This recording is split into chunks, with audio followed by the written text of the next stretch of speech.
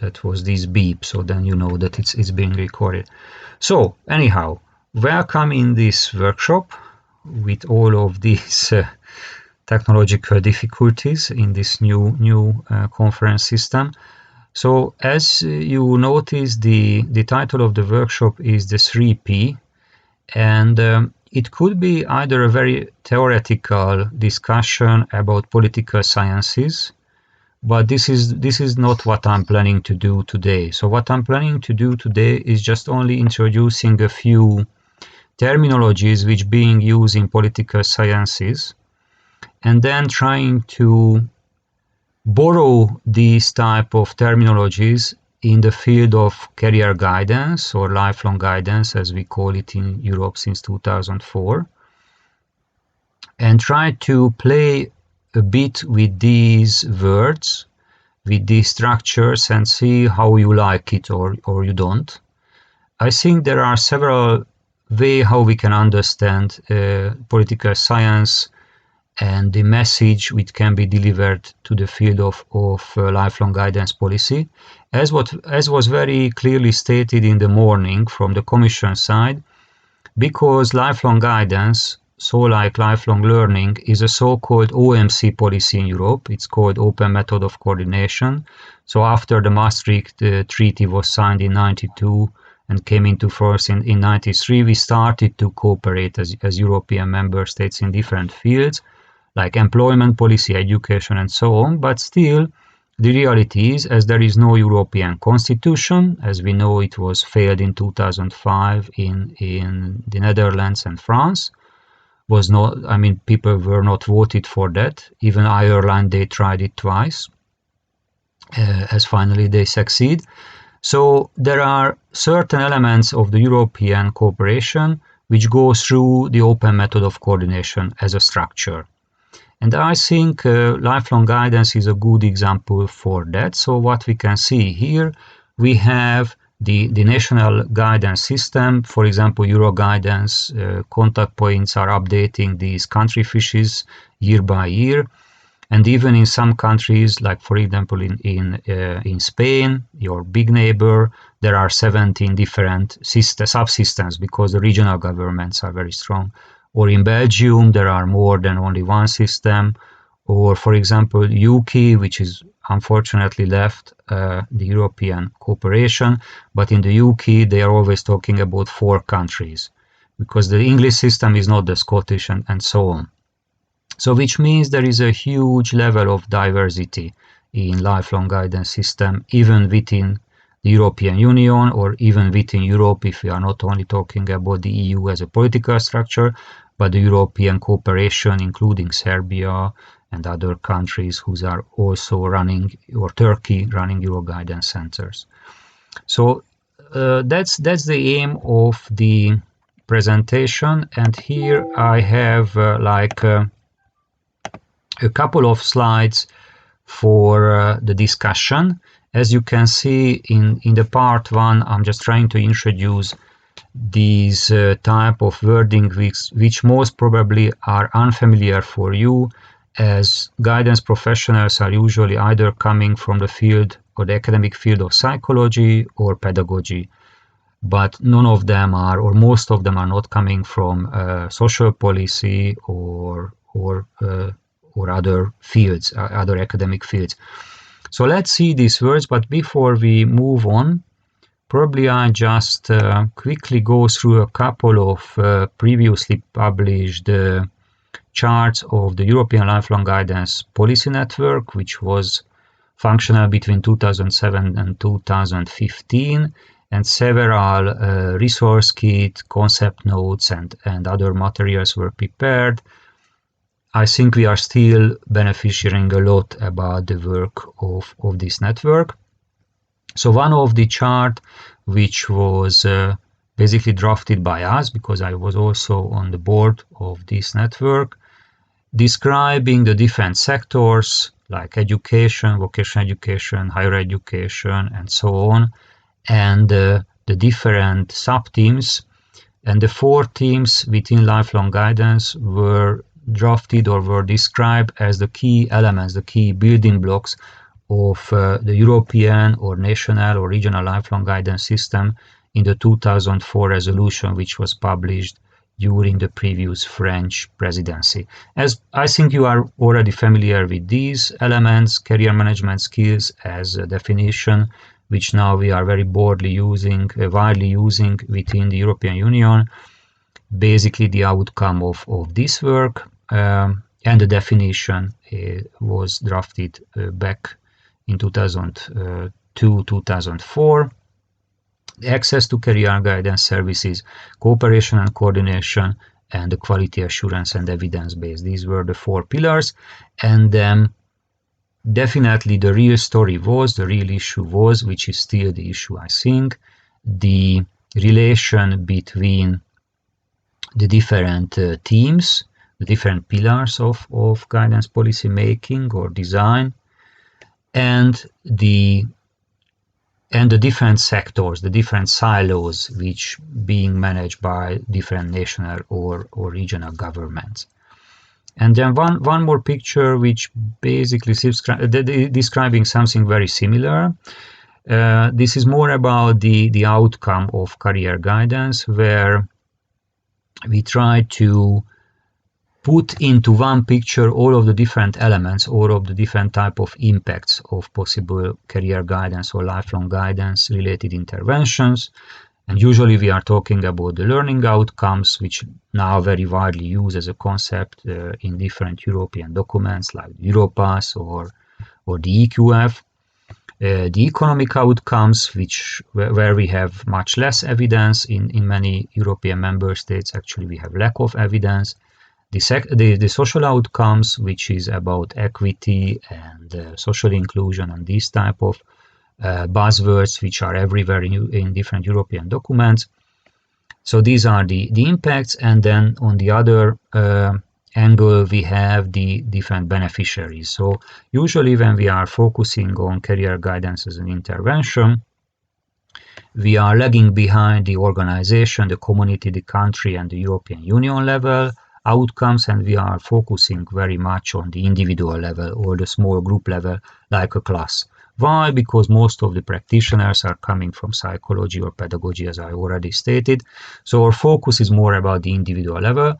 But the same like in education policy or labor policy or whatever other social policy, other policies fields we are listing, these impacts are not only measurable and they are not only happening in the individual level, but also organization, community, and countries level. So what we can do is a type of aggregation of different type of impacts of the guidance intervention. And now here the conventional triad as a concept is coming, which I said is coming originally from political science, and now it's very widely used when we are trying to evaluate the different structures in different regions or different countries. And here we are making distinction of 3 very important words. So that's how the title of my presentation was actually made. There we are talking about the 3 P.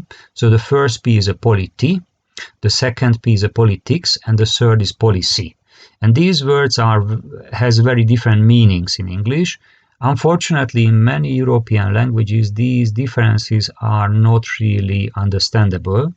Just using my mother tongue Hungarian, we call all of these mainly politika. And then politika, if you are just saying politika, then the ordinary citizens has an understanding this is something for political parties and nothing with us or nothing about us. But if I want to connect the 3P, the conventional triad, with the concept or the theoretical background of career guidance or career development, just I'm reflecting the different theories of Donald Super. So first, when he designed the rainbow model, you can recall it that one of the life role in the rainbow model was a citizenship. Okay, so without citizenship, there is no full life of people. And if we are checking the different European documents, for example, the lifelong learning competencies framework, the 8 elements of that, and then obviously citizenship, active citizenship is one of the elements. Or if I'm referring to the later theories of Donald Super, then he drafted the so-called archway model in the early 1990s, basically before his death, where we have two pillars. One pillar is about the individual development, which was very clearly described in the morning keynote by Alexandra. But the other element is the society, the labor market, and all of those surroundings which are around us as individuals and citizens and communities. So the interaction between the two is always for the interest of career guidance. So career guidance is not only like psychology or pedagogy itself, when our main interest is about the development of the individuals or the communities, but what we want to see is a type of discussion between the two. Okay, so here the 3 P's are the following. So polity is more like the process. So if I want to use only one word, and now I guess you are already reading the slide, so it's originally coming from the Greek and Latin words, politeia, so, or a polis itself, which we know was the city in ancient Greek time. This is basically related with citizenship and the process of doing something. Then we have politics, which are the activities. So usually these are the activities which are associated with the action steps of certain local governments, like municipalities, regional governments, national governments, or the different stakeholders of the European Union as such, different bodies of the European Union as such. Just keep it simple. And the third one is policy, which is about the ideas and plans. So politics always have a content. The content is policy. And when we are, for example, going for the elections in different countries or in the European Union itself, the elections, I mean, by theory, so not nowadays when populism is so strong in many countries, but in theories, when different parties are running for the voters, so they want to convince the voters that whatever they are offering them for the next 4 years, next 5 years, whatever the term is good for them, then what they are doing, they are drafting their own political program, right? So this is policy, that's the content. And the policy has different fields like labor market, education, healthcare, environmental issues, and so on and so on.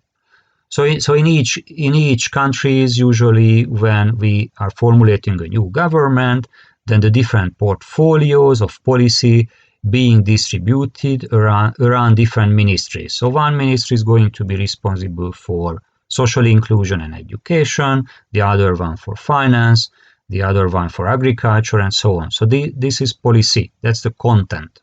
Without content, basically there is no politics. Without policy, politics is nothing else than rhetoric, okay? Pure populism. So policy is the content, what we can check, and the polity means the involvement of the citizen in the whole process. And the involvement also means that when politics has been acting, then we are, based on the policy goals, we are creating institutions.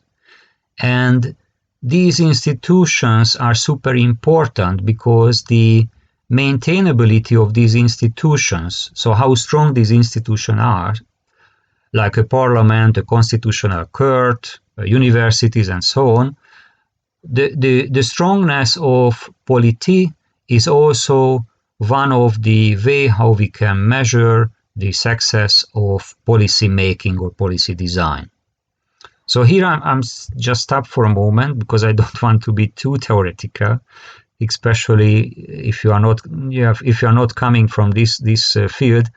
But I think these 3 words are very important to be understood in the workshop. Then we can play a bit with these.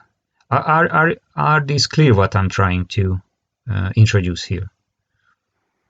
Or you probably already heard about these, because I mean, all of you went through basic academic studies in sociology or political science, so probably you're already familiar with these wording. Or even when we are learning history in the compulsory education, I think the concept of polity is very strongly described. The other question is that when we are growing up, do we still remember what we learned in school? Or are we still able to use this knowledge, acquisition this knowledge, when we are acting as a citizen in Europe? So is it fine? Can I move on? Okay, because then I have one more slide, which is describing the relation between these. Actually, I was stealing this slide from another article. The references are there, and then I already published an article in English 2 years ago. Any of you want to read the full article, I can send it later because it's an open access article.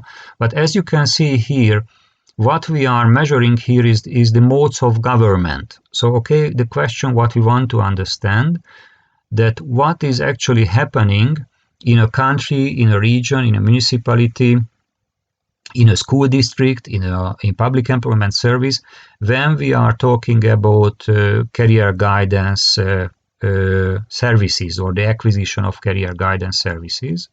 Either it is information provision, individual career counseling, career education in schools, group guidance session, guidance services for adults, and so on. Okay, so our social inclusion services also usually has many elements of guidance, obviously.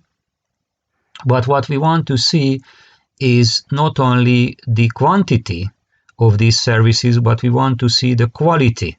Okay, so quantity is one thing, but the quality is even more important for us. So we want to understand the modes of government, and when we are trying to understand the modes of government, one way of doing this, that we are trying to check what politicians are saying. Okay, but then we have the European Parliament, the Council of Europe, national parliaments, regional parliaments, and so on and so on.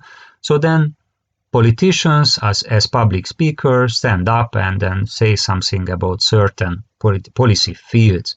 But usually, as citizens, we all know that this is not the correct way to try to understand what they think. Because what they are saying is that it's usually very rhetorical in every country.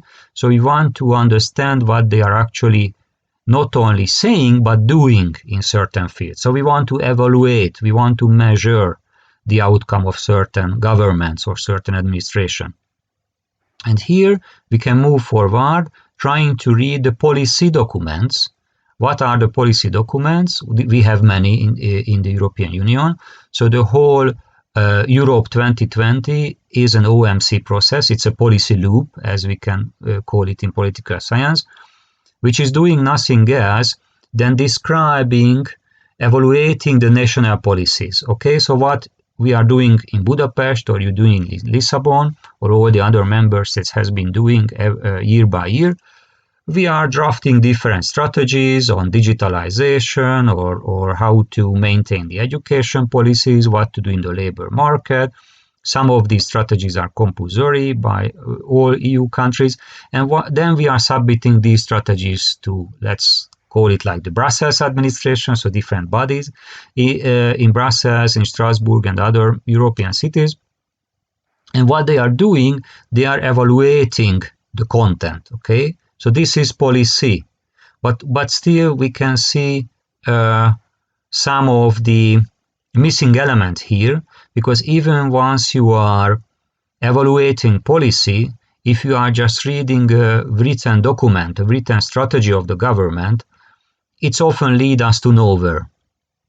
Okay, because if you are national or regional government, you can draft a nicely shaped strategy. It doesn't mean that the strategy will be implemented.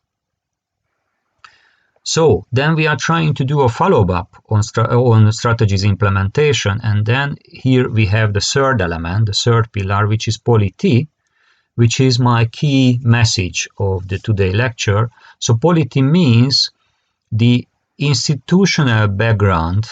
Okay, again, the word is coming from polis. The institutional background, the institution which has the capability to implement certain policies. Let's just have one example. We probably have a nicely structured education policy, how to modernize the Portuguese or the Hungarian or the Czech education system in the next decade. Okay, a nicely shaped policy.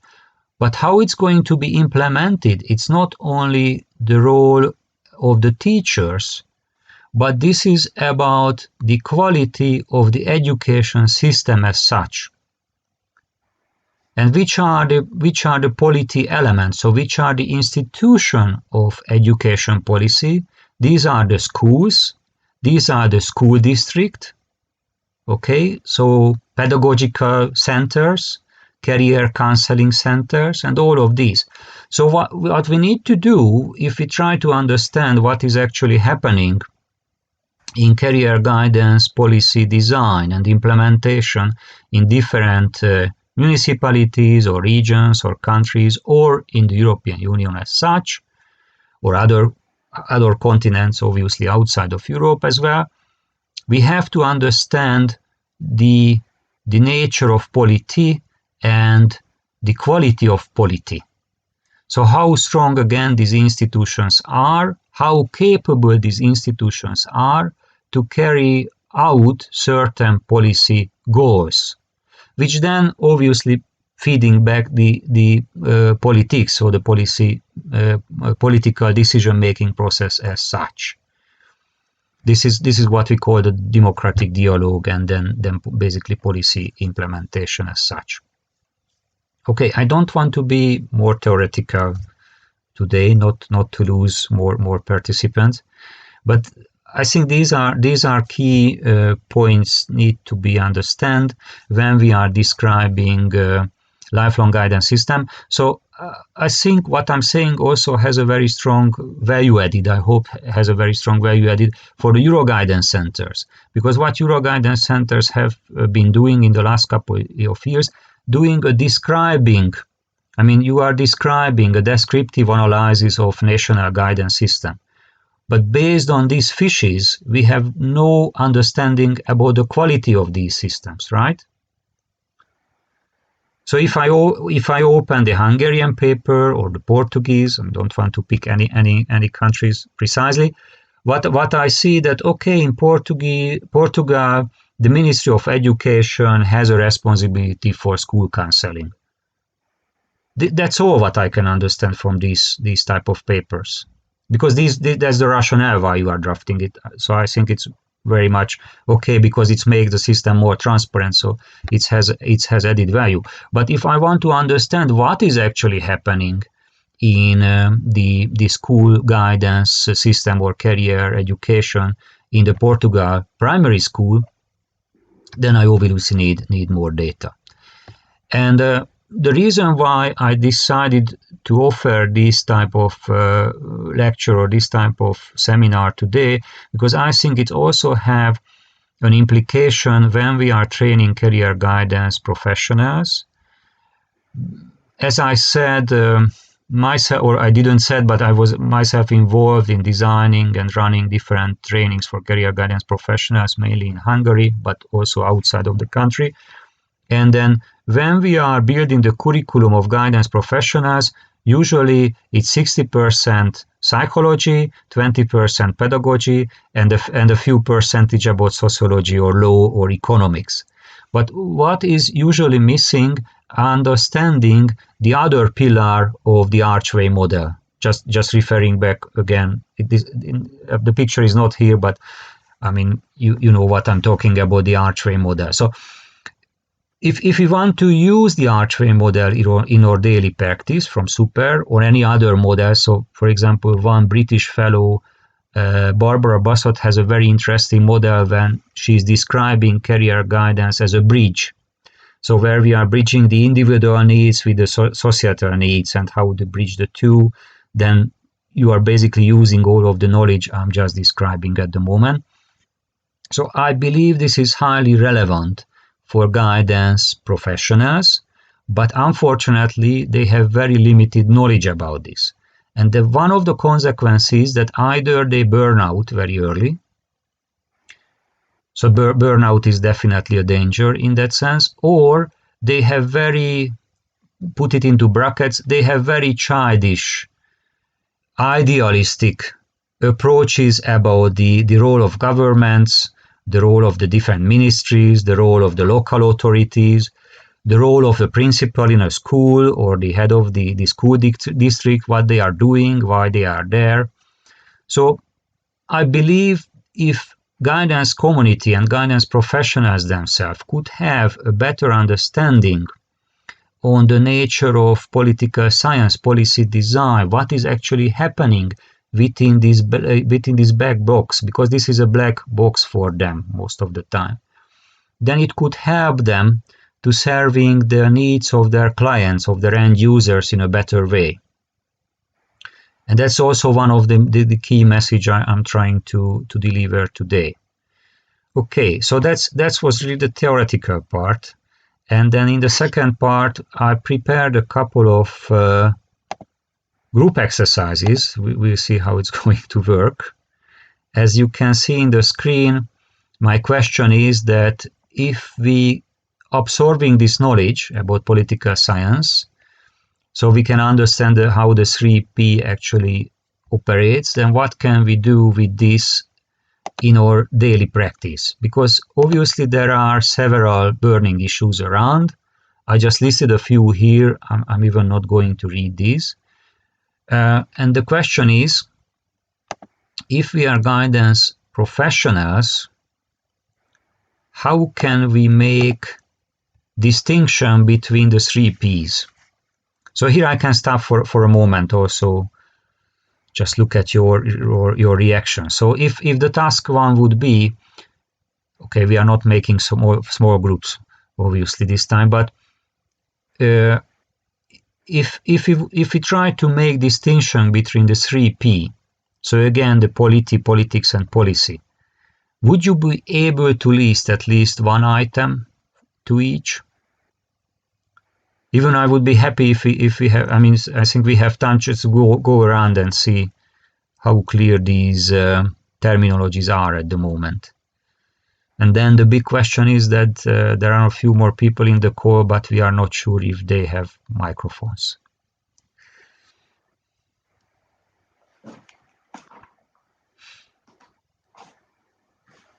I have this is just a joke, but I have a professor, I mean a colleague in the college where I'm also teaching, and he's always saying that you can deliver the best lecture without the students, because then the students are not bothering you. Sorry, that was a joke. Mm-hmm. And the feedback is only yours. Nobody else is, right? Yeah. Sometimes we also have a joke in Portugal. Schools would work better without students. Exactly, that's the same. Yeah. Yeah, but I think it's very important what you are saying, especially because it covers a broader picture, not just what is working at each school or the teach center, but also how all of them are articulated together. So I think it's very interesting even to challenge the point of view from everyone. Mm-hmm. Yeah. But again, I think if you are reading the theory of career counseling or career development, whatever, for example, the system theories nowadays are very popular, like Mary McMahon. Mm-hmm. She has also a very nice picture about describing how guidance works. When we are talking the system theory, basically within the system theory, we are also talking about these features. Exactly. Yeah, and I think that taking what you have said, maybe what is missing in the training of career guidance practitioners, it's that broader picture, and then taking, like, for instance, a case of a student and how you can actually examine that one student based on all of this. Mhm. Yeah, exactly. So just checking if the others are able to communicate or Mhm. or write. That's also fine. Then I can open the chat. Hello, can you hear me? Yes, we Yeah. can. Perfect. Thank you. That was very interesting. I was thinking about it. It gave me different ideas. I was thinking about writing strategies because we are very often participating with guidance counselors on writing various strategies long term, but very often it also feels forced upon the counselors themselves, and also when the policy is then drafted, the implementation itself as well, because it's sort of made without for them. And I think that's the approach very often, unfortunately, we have here as well. Everything is mandatory and not, this whole process somehow is missing. Yeah, my guess is that you are tackling the ownership Yes. issue. Because since we are member states and then it says, okay, Portugal, we know the history, joined the European cooperation much earlier than Hungary did, but still, as we are receiving the different cohesion funds, and then, there is now currently a huge political debates about this, so it's very, very actual point. But Portugal is also the one who, like Hungary, we are receiving structural funds, different funds from the European Union. And very often a preconditionality is that we have to submit a strategy on school inclusion or tackling the long-term unemployment. And immediately the ownership of these strategies has been shifting because now many decision makers see the strategies as a tool to access the money from Brussels rather than a tool to understand ourselves and our own situation. So it also means that there is a mass production of strategies, right? Yes, exactly. I see the overproduction of strategies which are repeating itself but not ever going to the next phase. Yeah, because then it's about implementation, and for implementation you need polity.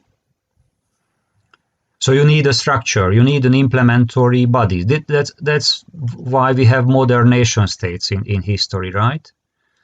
So one of the features of the modern nation state is that the modern nation state has the power to force the citizens to do something, but also have a structure like schools to implement certain policies. Mm-hmm. Okay. Any other comments at this stage? Hope the others are hopefully able to turn on the mics. I know it's a challenge in the system, but just giving you the opportunity to comment. Or again, as Eva is suggesting, you can use the chat, because then we can all read the chat as well.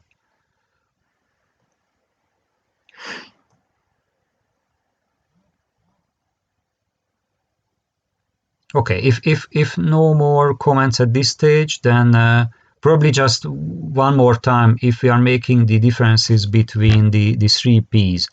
So, and let's take the example of education policy. So polity would be the school system, including the school districts, the schools, and the schools obviously has the teachers and so on and so on. And the schools are usually or should be connected with local communities. That's another long discussion of education policy. We are not going into these details. But then we also need the other P, which is policy. So what is the strategy of education policy of a certain country, where we have to be very careful, because education policy, we are often referring education policy as a single policy, but the reality is that it isn't, because then we have higher education policy, vocational education training, compulsory education, adult education, special education, and then we end up at half a dozen of different strategies in the field immediately.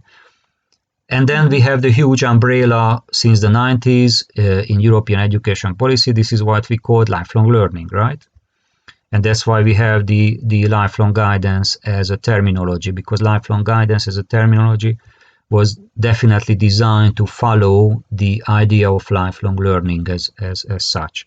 So this is about policy. And then we have the politics, which is an arena where there are power games of the different political parties in regional or national parliaments or European Parliament in Strasbourg itself, when the different blocks, which are very much loaded by different ideologies, or they used to be loaded by different ideologies, like this is the way how conservatives see the role of career guidance, this is the way how the social democrats see the role of guidance, this is the understanding of Christian Democrats, how we see the role of career guidance in the school system. So if we are talking about a textbook, this is how we would describe that these are the debates. And then when we are all uploading the content is coming from policy in this arena, then the outcome is that based on the different power games, which political bloc is stronger, which political bloc is actually ruling or running a certain region or a country, making a decision and then start implementing something based on a strategic decision. This is what we hardly see in the last couple of years all around the globe. I think the US elections was an excellent example of that, because it's more run by populist ideologies. And then one of the huge difference between the process I've just described and the populism, that when we are running a country by pure populism, then we are not really having long-term plans. So we are actually, it's hard to believe, but we are not really implementing strategies. What we are doing, then we are doing ad hoc decisions. Okay, because if you are a populist, you're trying to be popular. That's your role. So you're trying to keep as much voters in your neighborhood as much you can. Okay, but in theoretical level, in political science, this is what usually happening, and I think this has a strong implication on career guidance as well. So career guidance is not only a service, but career guidance is also a system and a policy. And then if I'm a career guidance practitioner, even more if I'm a head of a team of career guidance practitioners in a school district, I have to understand these type of issues as well. So then I have a few more slides, really not too many. Probably I can skip this one. What would I ask if we would have a bigger group or real virtual discussion? This is like task 3 in this slideshow. So how would you group these different elements, so which can be influenced by guidance professionals and which cannot be influenced?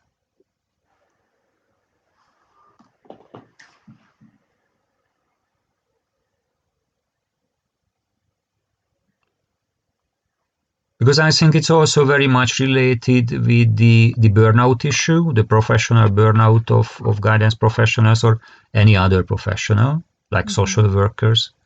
Very often, I'm also involved with training of social workers, and very often we are training social workers to be the advocate of the clients. It was also mentioned in the morning, like the hope theory is very much known in social work. So be the advocate of the client, be a radical one, try to change the system. But are you able to change a system as an individual? Is this your role as an individual? Do you have the capability?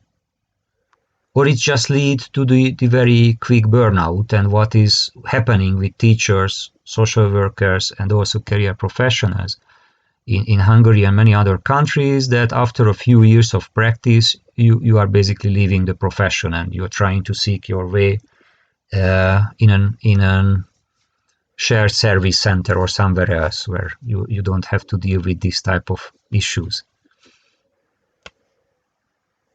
So if you are already a bit familiar with this wording we are using here in this workshop, that would you be able to identify elements which then can be influenced by guidance professionals or a guidance community? And if you can, how would you do that?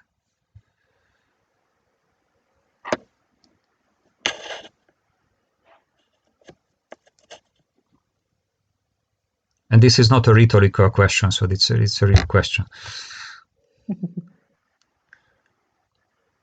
So I will try to risk it just to stimulate some discussion too. But I think the main struggle might be in politics. When you were talking about the burnout of teachers and how you can actually, what can you change and what cannot change. I think we can change everything, but it takes lots of effort and also confidence in what you are defending in terms of values and interests and the conception of the democracy in society.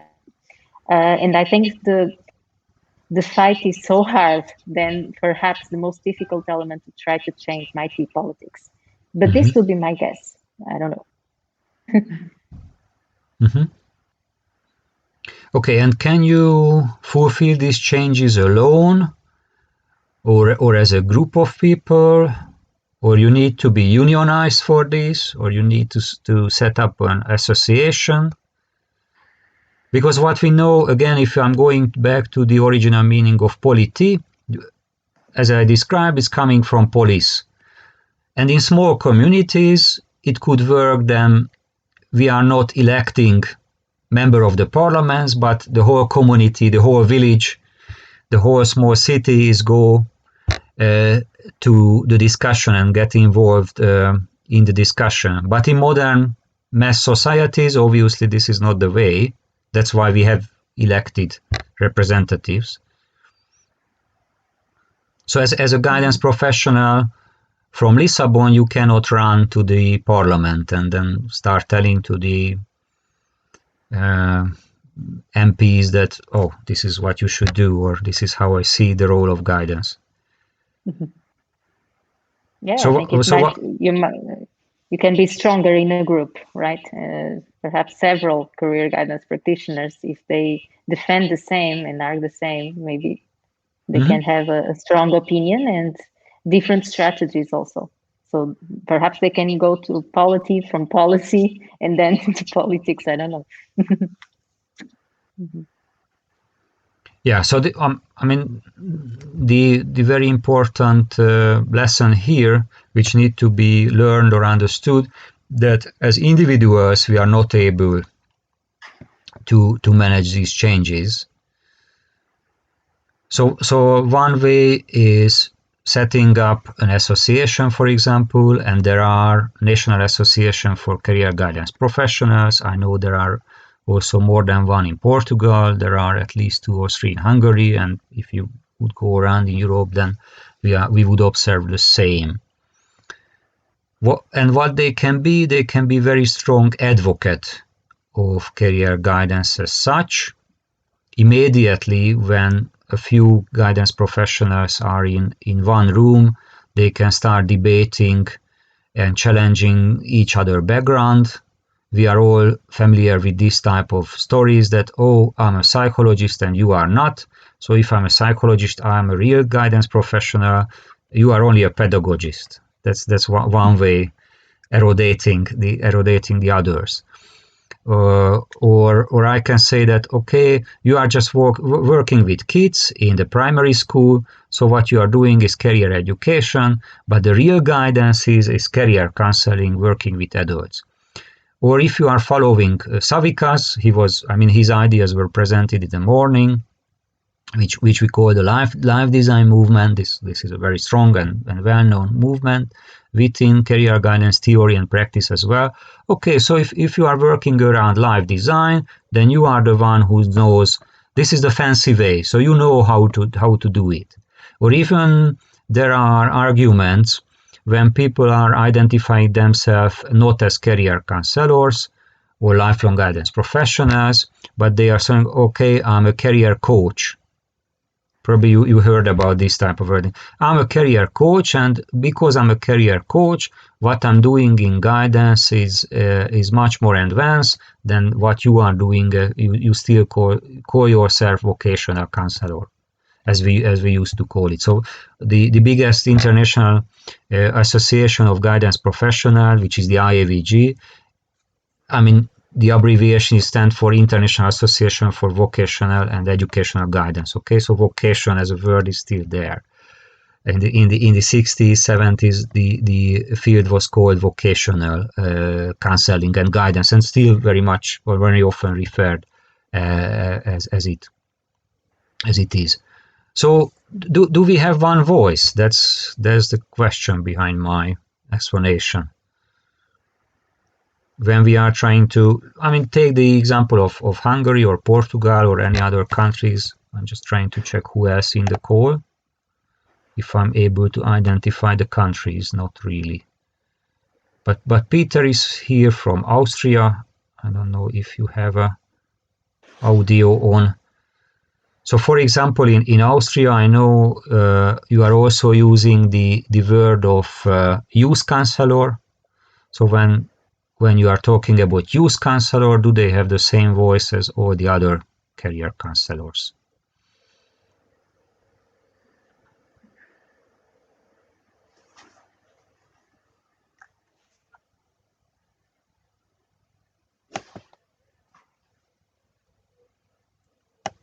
Okay, probably no more audios on. So next time we have to prepare something which is like an online broadcasting. Yeah. More than an interactive discussion. I mean, I prepared myself honestly today more for an interactive discussion. Okay, but I can list this type of examples endlessly. Even outside the European Union, obviously, in Australia, Canada, USA, wherever we are, these professionals are divided. Or one more example, probably interesting to mention, in India, what I learned from my colleague Gideon Arulmani, that they are trying to avoid using the word of career counseling or lifelong guidance, which is, again, it's an EU definition, and they call the whole profession like livelihood planning. And I think livelihood planning is more what in Europe we are using in the practice of social work. Okay, because it's trying to reflect the reality that many people in India, but this is also applicable in many European countries, are so pure that they are live in the present, so they don't have this type of not capability but reality. Peter is here. Okay. Okay. So sorry for that. I did not allow my equipment. Okay. That was a problem with the others as well. Now I'm here, and thank you for. Nice to meet you in Portugal. Nice to see you. And very interesting speech from you as usual, and especially the free peer interesting.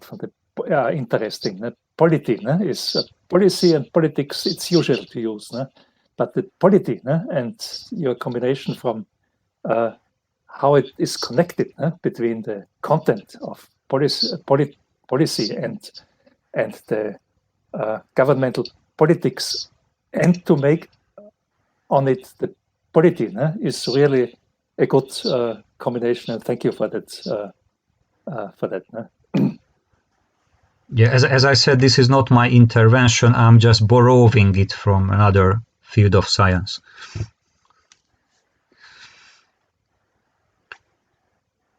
Okay, but as you already now have a voice, do you want to comment how divided or how unified the Austrian guidance community or communities are or is? I don't know if there are more or only one. Because what we just described now, that obviously individual career counselors never can reach the parliament, okay? So this is not the way how modern democracies operate. But when they are unified, so that when they have either a trade union or association, different type of movements, then they are able to be recognized.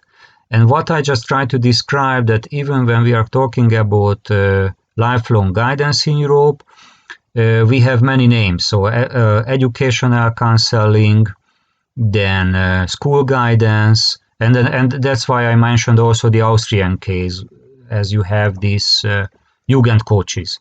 So if I would be a Jugend coach in Austria, then would I be recognized as a fully trained career counselor if I want to apply to the Association of Career Counselors?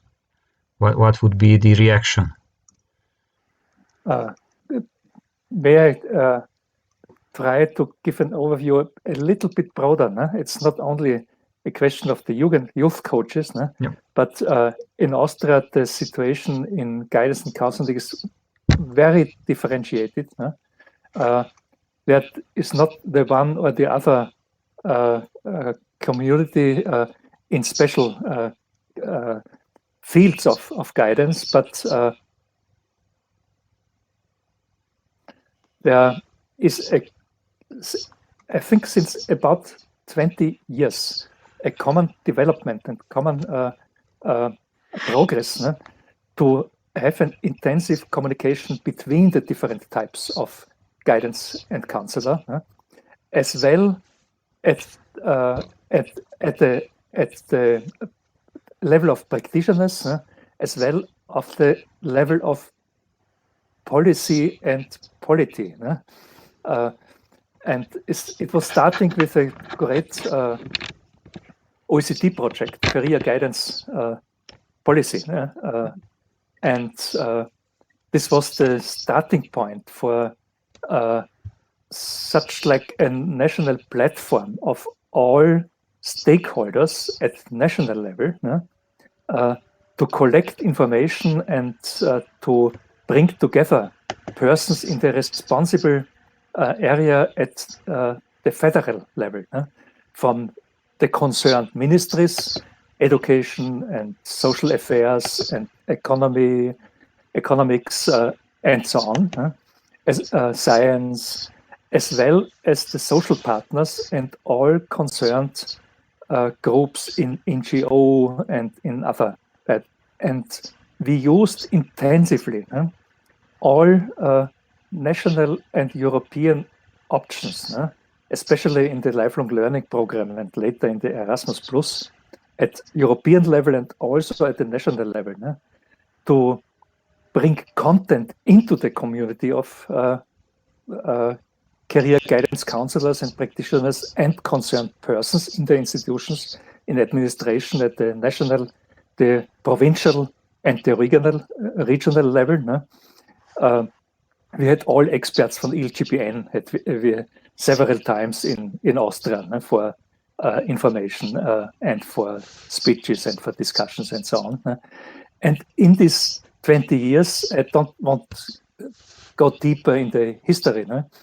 There's real such like a better understanding between the different groups and the different activities at regional, provincial and national level. We have a lifelong guidance strategy within the lifelong learning strategy in Austria. We had provincial lifelong guidance strategies, and we have a national lifelong guidance forum, which will meet together first time virtual in the beginning of December, the 19th time since 2002, or 2002 was the first time. So, and so there are different groups which are addressed by these things. For instance, the youth coaches, they have a special area and a special target to bring special services for young people who have to support them not to leave early the school, but to stay into the school system. This is the the education system. This is the main task. Ne? This is a special area, special sector. Ne? It's not the full range of the meaning and the area of guidance and counseling, but a very important point. So there exist a lot of different types and groups with special tasks and special target groups, but I think quite effective way, long-lasting but effective way, is that now the different groups had a better understanding what is the own aim and objective within the whole spectrum of guidance and counseling, and what is the responsibility of other groups. And this is the prediction for good cooperation and good combination of different types of services. And I think there we are on a good way in Austria. We had a lot of challenges too, of course, in professionalization, in the educational and qualification of counselors, to implement guidance and counseling as a discipline at the academic service, academic level, at university. You have much more progress in Hungary for that, that we in Austria. But in the practical work and in the cooperation between the different types of services, we had a quite good situation in Austria. Yeah, thanks a lot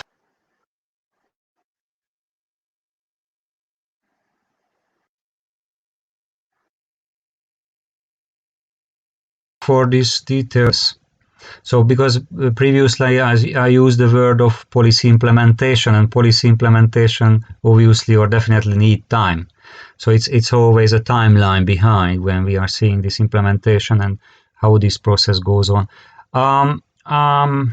Curious about the time. I think we have like probably 10 more minutes. I'm just asking again if anybody else in the call or in the workout room want to highlight something or add anything else which was not described by us so far. There are 8 people in the call. Okay, and Iris already left the room because then she has other responsibilities as well, so we know why she left. Okay, then I want to just highlight one more slide. So what could be the application of this type of work? I guess some of you are in the call already familiar with this. This is coming from my PhD work in 2010, which is basically showing us the different activity groups or different type of activities related to lifelong guidance policy. As you can see what I did here, and I think this is absolutely feasible to do the evaluation in different countries or regions based on the structure. I tried to differentiate between the role of guidance, as Peter already described, so what the Jugend coaches are doing in Austria. This is very much related with the ELAD, the early school leaving, so avoiding people to dropping out of the compulsory education or the vocational education. So guidance, the big umbrella of lifelong guidance, is serving different needs. So we are working with young people, we are working with students in second chance school system, we are working with people in need, like the social workers related activities, social inclusion mainly, but we also have those employed people who are in the prime age, so they have very good chances in the labor market, but they want to change a job or they want to move forward in their career. So like lifelong learning, lifelong guidance is also serving the needs of very different client groups, and obviously they are looking for very different type of interventions in career counseling, which is absolutely fine. So in that way, we can make the differentiation between lifelong guidance related activities. I guess the picture is too small because it's not in full screen more, but I don't want to lose the rest of the group now. I mean, I can send the slides later. So the different type of supporting competencies of guidance professionals are different. So let me just refer to the IAVG standard of guidance professional competencies from 2003, where there were like 13 different subfields identified. So the role of schools counselor is obviously different than those who are working in the public employment service and so on. But then we have another angle here, which is not too frequently reflected in the practice of career guidance, but it's partly reflected, or it's well elaborated in the modern theory of career counseling. There are different target groups. So we are talking about guidance activities related to individuals. This is most of the focus of guidance intervention, and small group activities. So basically what we call group guidance activities in school or working with adults. So these two are very, very well known by guidance professionals. But then we are also working with bigger groups. So which group which is basically bigger, like a small group counseling process can deal with. And then we are also doing something for communities. The community counseling or community related activities are much more described in a detailed way, for example, in the theory of social work. And it's a pity that this is not really reflected in a full range in career guidance. But there are fellows who are working in this field. So, for example, what Ria Thompson has been doing, or originally before she started to work in social justice field. So her original PhD is coming from guidance with communities, or Peter Plant, also from Denmark. So there are a couple of words around that, how we serve the needs of communities. And then we have the society. So what is actually the implication, the outcomes of career guidance as such in the society level? One of my first slides, which was taken from a previous publication of the European Lifelong Guidance Policy Network, I already showed that we can identify different outcomes of the guidance intervention, and obviously should be something feasible at the society level. Why? Because this is also very relevant when we are closing the policy loop and we are going back to politics. Okay, so what are the higher level debates about structural changes in a society, in a country, in a region, and so on. And then the third angle of the structure was about the life cycle. So as I already stated a couple of times, we are using the terminology of lifelong guidance Europe because we want to make it clear that what we are talking about is a lifelong guidance. It's a lifelong process. So we are talking about lifelong guidance, not only an intervention one time when you are choosing a school or when you are losing your job and then you are the client of the public employment service and they are serving you with career counseling or career advice once in your life. This is not in a once in a life situation. And yesterday I was listening an interview with Harari when it was recorded recently. He's one of the big star of nowadays. Originally he's in the field of history, but he's the one published a couple of books which were bestsellers about the uncertain future of the humankind. And anybody who was listening the first 10 minutes of this interview when he is describing the VUCA world and how these all changes with the COVID and other elements are around us, then he's basically not using the word because he is not aware of the word of lifelong guidance, but what he's basically describing the role of lifelong guidance in this world of uncertainty. In another connotation, in another structure, it was also mentioned, I guess, in the morning when we heard about the renewed skills policy of Europe as such. Okay, so I think I'm going to stop here. If any of you had a final words or comments, then let me know. And then I'm going to stop the recording as well.